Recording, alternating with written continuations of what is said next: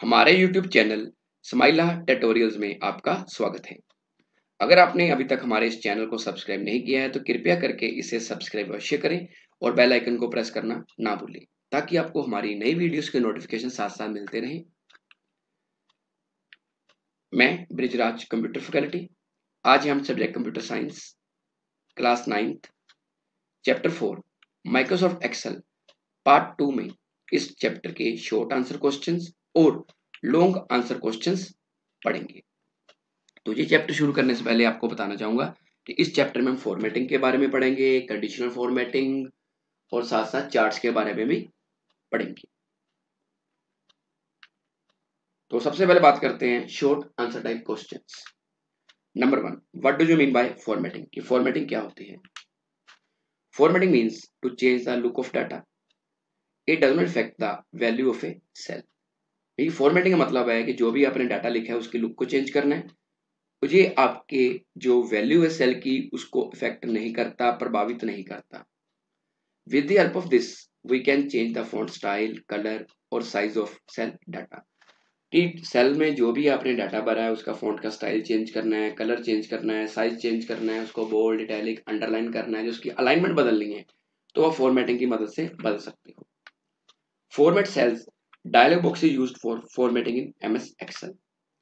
MS Excel में अगर आपने फॉर्मेटिंग करनी है तो उसके लिए format cell dialog box use होता है जिसमें फॉन्ट स्टाइल आ जाते हैं, फॉन्ट का नेम आ जाता है, साइज आ जाता है, अंडरलाइन के स्टाइल आ जाते हैं, कलर आ जाता है, then strike through, superscript, subscript, alignment, ये सारी चीजें जो हैं ये फॉर्मेटिंग के अंदर आती हैं। Question number 2, which type of formatting can be used as cell styles? Cell styles के लिए कौन सी फॉर्मेटिंग यूज होती है? Following type of formatting can be used as cell styles. Number 1, cell borders. अगर आप किसी सेल के ऊपर बॉर्डर लगाना चाहते हो तो सेल बॉर्डर स्टाइल यूज होगा। सेल विड्थ, अगर किसी सेल की चौड़ाई बढ़ाना चाहते हो कि डाटा सेल में पूरा नहीं आ रहा तो सेल की विड्थ भी बढ़ा सकते हो। नंबर 3, सेल हाइट, अगर सेल की ऊंचाई बढ़ानी है तो उसके लिए सेल हाइट कमांड यूज होगी।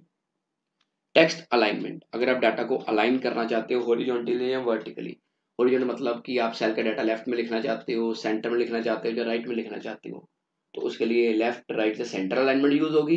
इसी तरह वर्टिकल अलाइनमेंट के लिए टॉप, मिडिल या बॉटम अलाइनमेंट यूज होती है। Number 5, merge cells. मर्ज सेल कमांड क्या करती है? दो या दो से ज्यादा सेल्स के सेल्स को मर्ज करती है, जोड़ती है। Number 6, wrap text. अगर आप सेल की चौड़ाई नहीं बढ़ाना चाहते और आप चाहते हो कि डाटा एक ही सेल में पूरा आ जाए तो क्या होगा? रैप टेक्स्ट की मदद से क्या होगा? सेल का डाटा है वो उसी सेल में से नीचे शिफ्ट हो जाएगा। Number 3, what do you mean by merging cells? Merging cell का क्या मतलब है?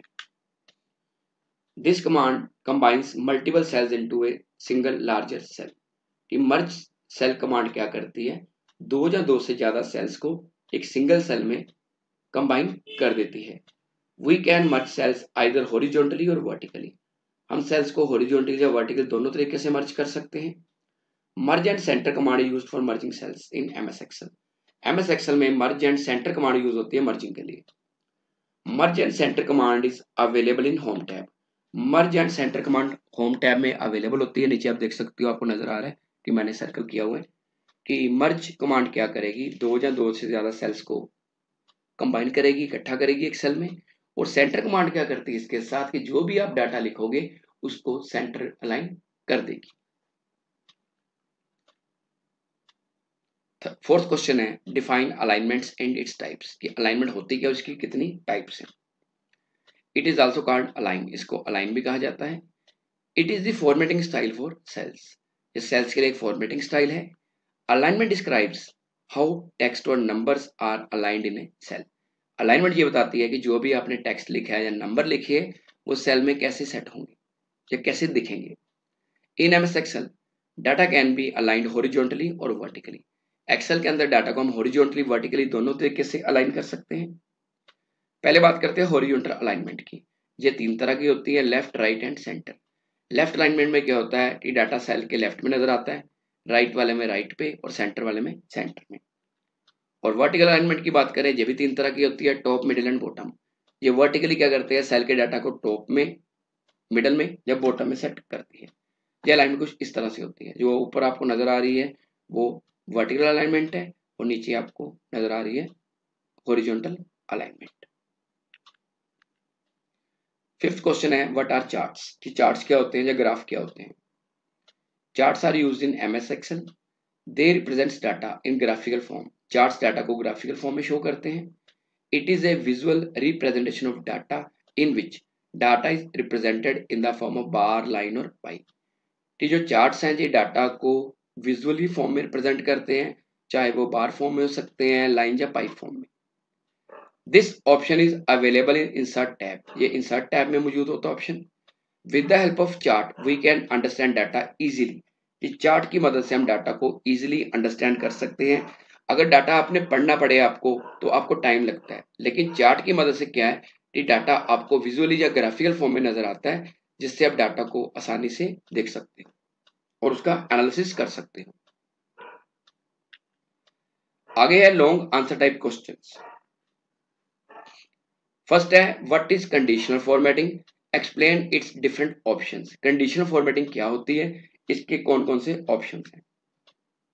Conditional formatting used in MS Excel, it automatically applies formatting, ये ऑटोमेटिकली फॉर्मेटिंग लागू कर देती है।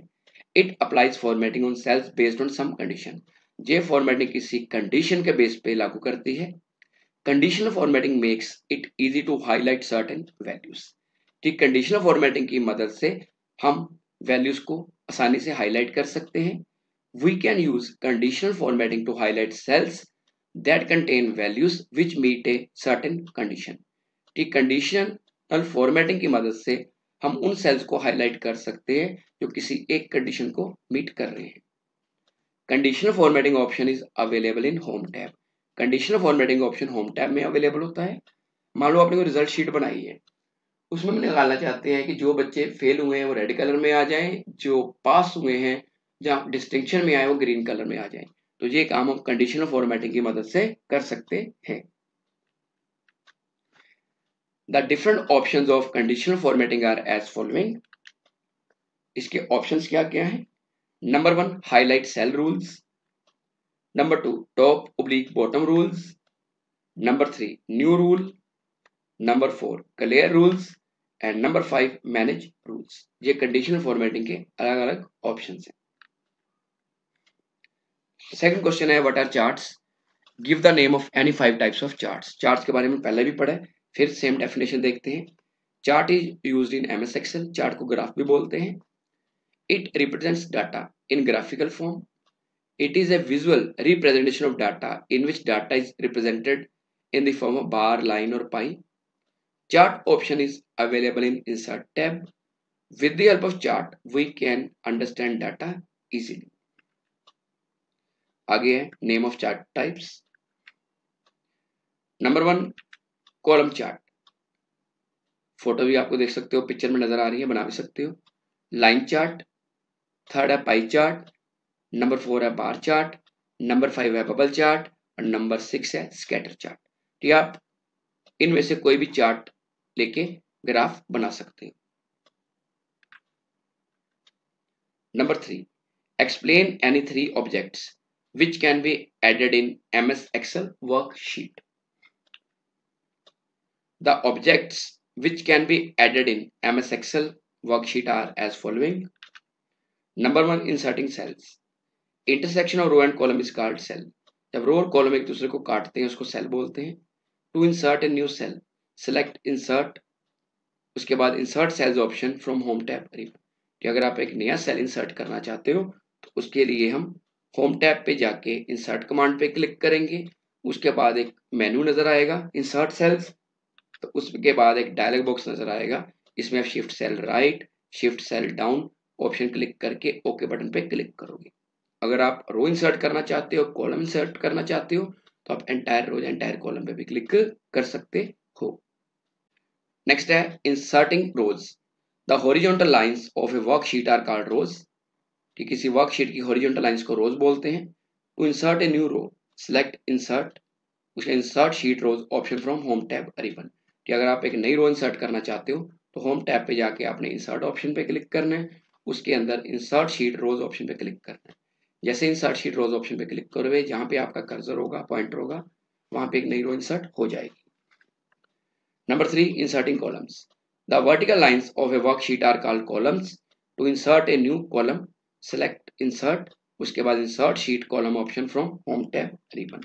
कि नया कॉलम इंसर्ट करने के लिए आपने होम टैब पे जाके इंसर्ट कमांड पे क्लिक करना है, उसके बाद एक मेन्यू ओपन होगा, वहां पे जाके आपने इंसर्ट शीट कॉलम पे क्लिक करना है।